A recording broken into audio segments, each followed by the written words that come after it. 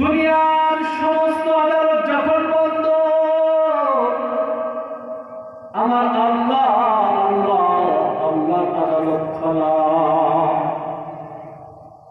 পৃথিবীর সবাই ঘুরে গেল,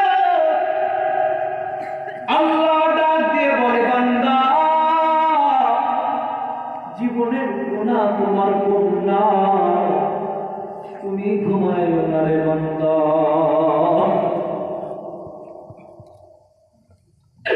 তুমি ঘুমায় না, কারণ কবরের ঘর তোমাকে ডাকতেছে, আমাকে ডাকতেছে। দুনিয়াতে থাকতে পারবে না, থাকার মতন কোন অপশন নাই। রাতের আধারে হাতের মধ্যে একটা ছুরি নিয়েছ, হাতের মধ্যে একটা দৌড়াইয়া, হাতের মধ্যে অস্ত্র নিয়ে রাতের আধারে তুমি চলে গেছো ডাকাতি করতে, খুন করতে, মানুষের বাড়ি চুরি করতে। পৃথিবীর কেউ দেখে না। তুমি যত গুনাহ তোমার জীবনে করেছো, এই গুনাহ কেউ বলতে কেউ দেখে নাই।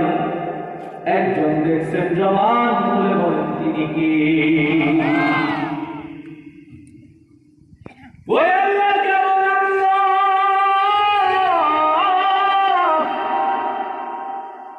সে আল্লাহ বলেন, বান্দা, তোমার পাহাড় পরিমাণ গুনাহ থাকবে, সমুদ্রের ফেনার চেয়ে বেশি গুনাহ থাকবে।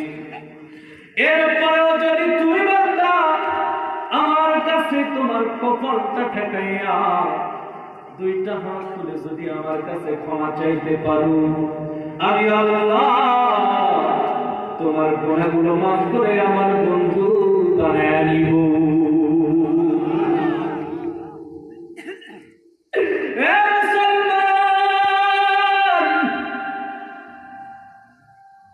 দুনিয়ার প্রেমে পড়ে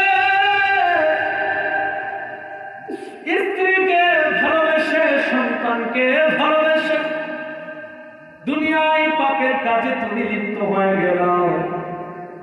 দুনিয়াতে তুমি কত চুরি ডাকাতি করলাম, দুনিয়াতে কত খুন খারাপি করতে তুমি দ্বিধাবোধ করো না তোমার স্ত্রীকে ভালো রাখার জন্য, তোমার সন্তানকে ভালো রাখার জন্য। খুব মনোযোগ, আমি একটা কথা বানায় বলবো না, আপনারা আমার কথা থেকে বাস্তবতার মিল খুঁজে নিবেন। আল্লাহ কেমন আল্লাহ, দেখেন দেখেন দেখেন, তোমার স্ত্রীর জন্য তুমি চুরি করলা, ডাকাতি করলাম, পৃথিবীর কেউ দেখেন, আল্লাহ দেখেছে, গোনাহ হয়েছে। এবার তোমার জীবনের গোনাহ আল্লাহ রাব্বুল আলামিন এটাকে প্রকাশ করেন নাই, এটা কারোর মাঝে আল্লাহ বলেন নাই। আল্লাহ কারোর মাঝে এটা প্রচার করে না, কাউকে দেখায় না, কাউকে বলে না। তুমি গুনাহ করেছো, সেই গুনাহগুলোকে আমার আল্লাহ তার সত্তার নামের চাদর দিয়ে তোমার জীবনের গুনাহগুলোকে ঢেকে রাখি। পৃথিবীর কেউ গুনাহগুলো দেখতে পারে না। ও ভাই, তোমার জীবনের গুনার কথা বলো, তোমার স্ত্রীর কাছে যাইয়ে বলবা, ওরে আমার প্রাণের বিবি, আমি খুব বড় গুনাহগার, আমার জীবনে অনেক গুনাহ, এই গুনাহ লইয়া আমি তোমার কাছে এসেছি গো স্ত্রী। সঙ্গে সঙ্গে পোল্ট্রি কাকে বলে আপনারা দেখতে পাবেন, ওই স্ত্রীটা বলবে, স্বামী গো আমার, দুনিয়ার মধ্যে কত স্ত্রী, কত মহিলা আছে, তারা বিধবা, তাদের কোনো স্বামী নাই। আমিও এমন একজন মহিলা হইয়া থাকতে চাই, আমার কোনো স্বামী লাগবে না, আমি বিধবার পরিচয় দিয়ে পৃথিবীতে এই আল্লাহর জমিনে ঘুরবো, কিন্তু তোমার মতো গুনাহগার একজনকে আমার স্বামী বলে আমি কোনোদিন পরিচয় দিব না। কথা বলেন বাজান, ঠিক কিনা? কথা বলেন। ছেলের কাছে যখন যাইবা, ওরে আমার সন্তান, আমি অনেক গুনাহগার, তোর বাবা তোকে লেখাপড়া করাইতে আমি অনেক অন্যায় করেছি, লোকের ঘেরের থেকে আমি মাছ চুরি করেছি, লোকের বাড়ি থেকে আমি টাকা চুরি করেছি, লোকের বাড়ি থেকে আমি ডাকাতি করেছি। ওরে সন্তান, আমি ডাকাতি করে তোকে আমি লেখাপড়া করে আর তোকে মানুষ বানাইছি। সন্তান ডাক দিয়ে বলবে, বাবা গো বাবা, এমন বাবা আমি চাই না যেই বাবা এত অন্যায়, যেই বাবা এত পাপের মধ্যে ডুবে আছে, যেই বাবা এত গুনাহ করেছি, এমন বাবা আমি চাই না। আমি দুনিয়াতে দেখেছি, স্কুলে যখন যাই, স্কুলের মধ্যে কত বাচ্চা আছে, আমাকে তুমি নিতে যাও, আমার আম্মা নিতে যায়। এমন কিছু বাচ্চা আছে তারা মাঠের মধ্যে খেলা করে,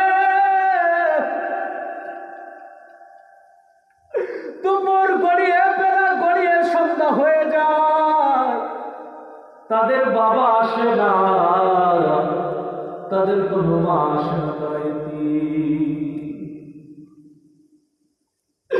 আমি এদিনের পরিচয় দিয়ে এই আল্লাহর জমিনে চলবো, কিন্তু কখনো কোনোদিন গুনাহগার বাবা কে আমি গুনাহগার বাবা কে আমি বাবা বলে ডাকতে পারবো না।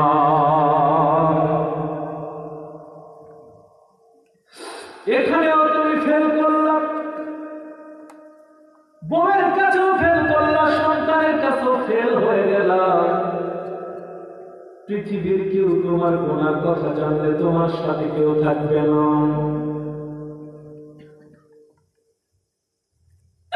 কিন্তু আল্লাহ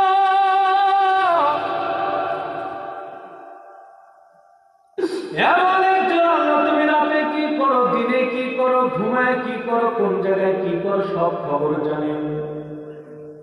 এরপরেও কি কোনদিন তোমাকে একবেলা না খাওয়ায় রাখছে রে ভাই? কোনদিন কি পানি বন্ধ করছে রে ভাই? কোনদিন কি তোমার জন্য সূর্যের আলো বন্ধ করছে রে ভাই? করে নাই, করে নাই, করে নাই। কারণ আল্লাহ তোমাকে ভালোবাসেন, আমাকে ভালোবাসেন। আল্লাহ সব সময় বান্দার উপরে আল্লাহর রহমত নাজিল করতে থাকি।